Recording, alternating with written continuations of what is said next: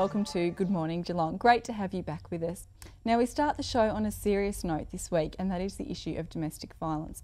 There's been lots going on, and of course we had White Ribbon Day also to recognise this very serious issue. We'll take a look now at a short video by Vic Health.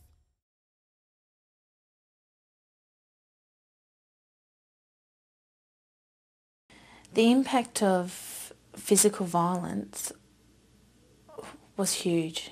Was lots of sexual assault, things that takes a long time to emotionally deal with. The emotional abuse was, if not worse than some of the things physically that were done.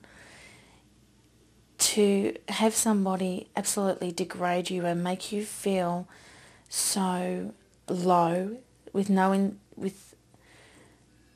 self-esteem at all, no dignity, is the hardest fight to get it all back again.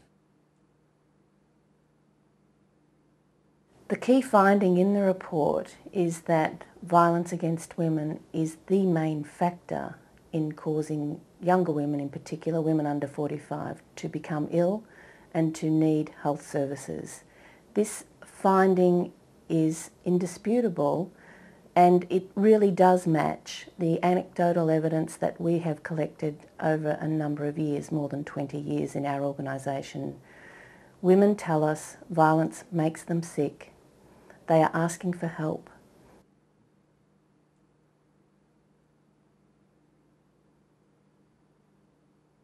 Well, this is the first time a burden of disease study has been done looking at the causes of ill health for women in Victoria, and it shows that the most important cause is intimate partner violence.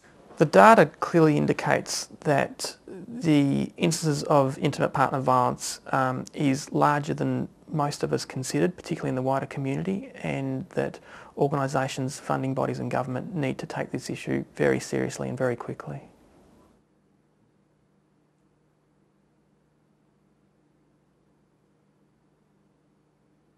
Some of the health problems I have due to domestic violence would be back pain, muscular pain, sleeping patterns, arthritis of the spine would be major ones. The slighter ones would be skin problems, infections, rashes. I've got such bad back trouble or pain from the physical abuse and the stress from it all that there is no possible way that I would be able to work at this moment or ever in a full-time position. Domestic violence can have a total health impact on women.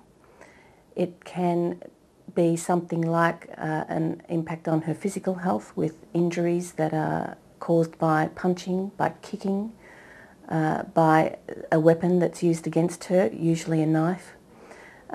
Or it can be an emotional impact where a woman is really deprived of her liberty. She really is not a free citizen in her own home. What we've also found in Victoria is that intimate partner violence is a major cause of mental illness. It results in an enormous amount of anxiety and depression for women. It also results in an enormous amount of substance abuse, whether that's alcohol or tobacco or other drugs. The services and doctors and different things that I did go to, all the signs were there. It would be the look that I'd give them, the shaking, the crying. Besides screaming out, help me or get me out of here, all the signs were there, just nobody could pick them up. Then if you go to doctors with the emotional abuse, I felt their answer to it were antidepressants or postnatal depression, or you're depressed, or, you know, you have issues. Yeah, I've got a lot of issues, but not mine.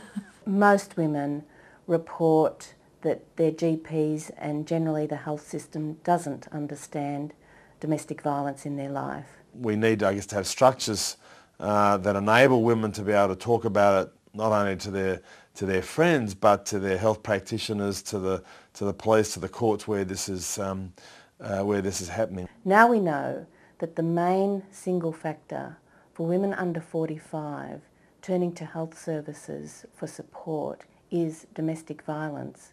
We really have an argument to change the whole way that health services are provided to women.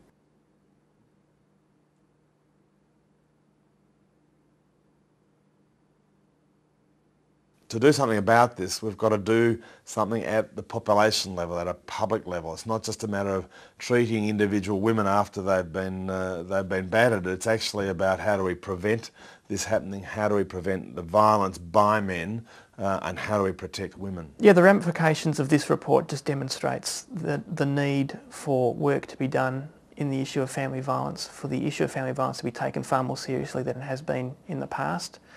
And for the opportunity not only for women and children to ensure that their safety is paramount, but also that men are engaged in the process of change. We've got the science to tell us that government spends a lot of money on health generally right across the board. For that money to be well spent, it has to be targeted, and it now has to be targeted at preventing and treating domestic violence.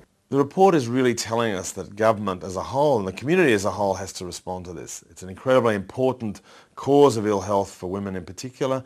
It has huge economic costs in terms of days lost to work, but also direct and indirect costs to the healthcare system.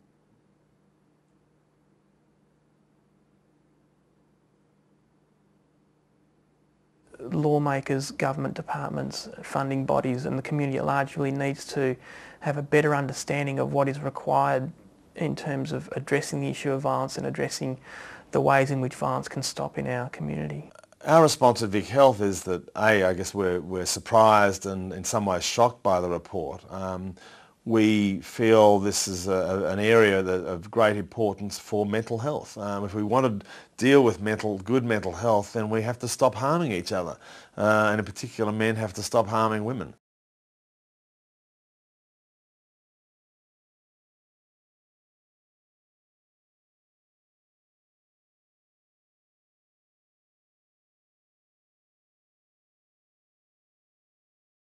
We'll take just a short break now and be back with you in a moment.